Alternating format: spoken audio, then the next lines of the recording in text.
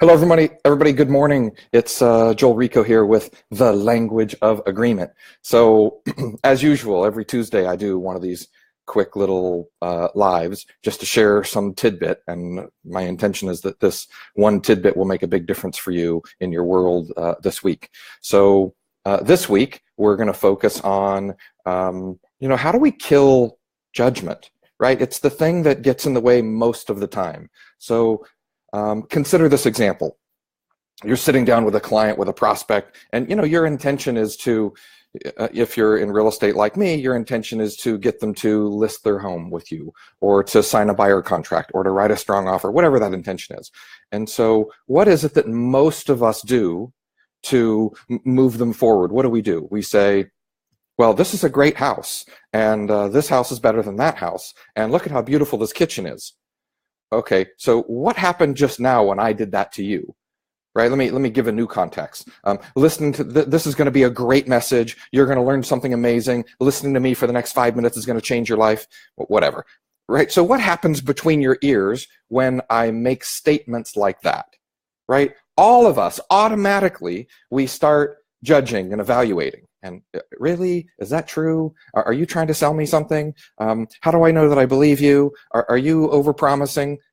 So just the simple fact that we're making these kind of statements causes the client, causes the prospect to go into judgment.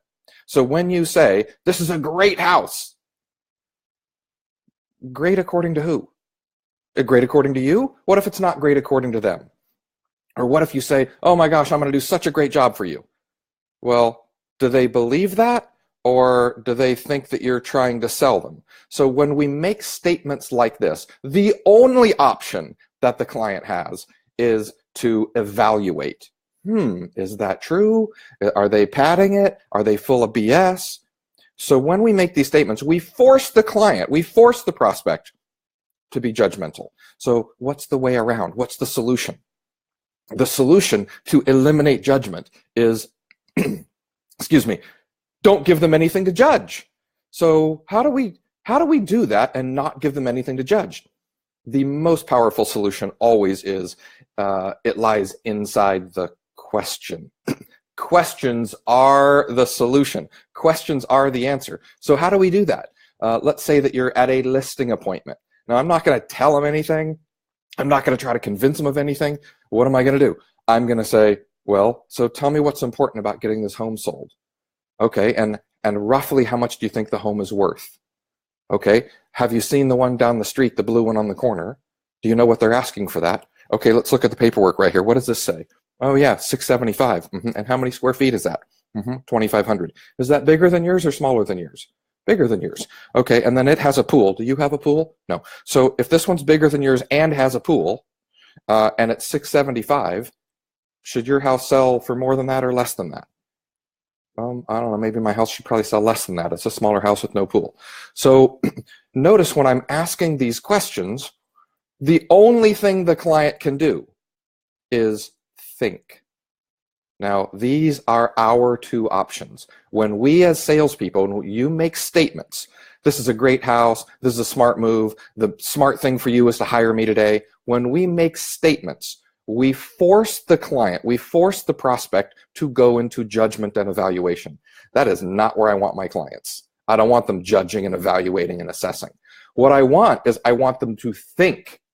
I want them to think. So how do we do that? The guaranteed way to get them to think is to ask the right questions. Now, are my questions leading? Yes, of course they are, right? I'm not saying what's your favorite flavor of bagel, right? That's not what we're talking about. What I'm doing is I'm saying, well, let's see, where do you want to go? What does that look like? How soon do you want to be there? What are the hurdles that are going to be in the way? How do we get over those hurdles? Okay, well, let's compare it to that one. What does that one look like? Is that one sold or not yet sold? Okay, how much are they asking? How long has it been on the market? How big is it? What does that kitchen look like? How does that compare to your kitchen? Notice by asking these questions, I'm enrolling them into the conversation. So one of my favorite quotes, I think it's an original maybe, is he or she who does the most talking, who speaks the most, dominates the conversation. I want that to be the client. I want them to do most of the talking. And he or she who asks all the questions controls the direction of the conversation. That's me. That's you. That's the job of the salesperson. As the leader of this transaction, right? If we're sitting down to talk about listing their house or buying an apartment building or whatever it is, I want to steer that conversation by saying, great, have you owned an apartment building before? How many units have you owned? How many do you own now? What part of town do you like it in? Are you going to manage it yourself? Are you going to have a management team in place? Roughly what kind of money do you want to put down? Do you want one that's turnkey, move-in ready? It's going to have a higher cap, a higher cap. Or do you want something that's you're going to clean up and put some sweat equity in and be a project, but a bigger return on your investment? Which of those are you favoring? Okay, do you have an area that you want to be in or not be in? Notice by asking these questions, I'm doing a couple of things. I'm forcing the client to be involved and enrolled, and I'm getting clear. I'm getting clear on what do they want and where are they headed and what does that look like and how do I create a win for them? When I just come in and say, well, here's what I think and here's what you should do and trust me because I know what I'm doing. You should do it my way. Do it like this.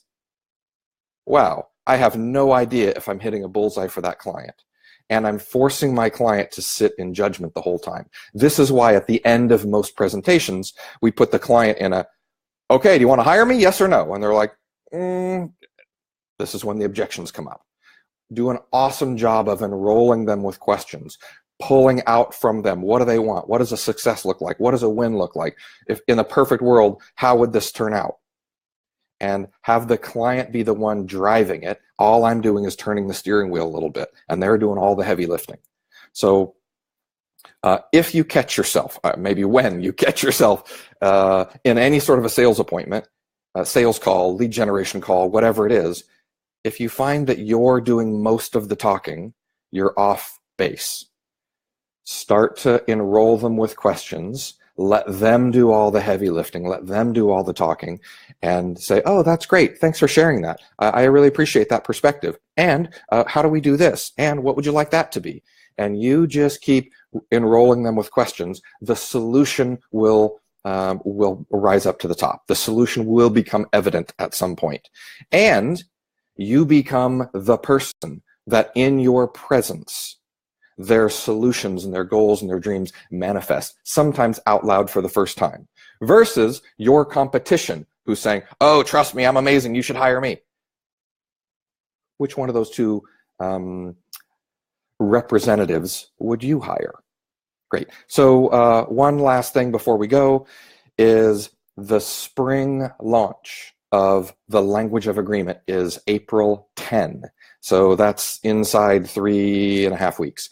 And if we have an early bird special right now, you can save 20% if you sign up early. That's only going on for another week-ish. So sign up this week, save 20% on an enrollment in the next Language of Agreement live training workshop, live teletraining workshop. That's it. So thank you all for being here. Thank you for tuning in. And remember this week, try as an exercise, try not to make any statements. Ask, enroll, let the client fill in all the blanks. And that's it for now. Have an awesome day, and we'll see you all very soon.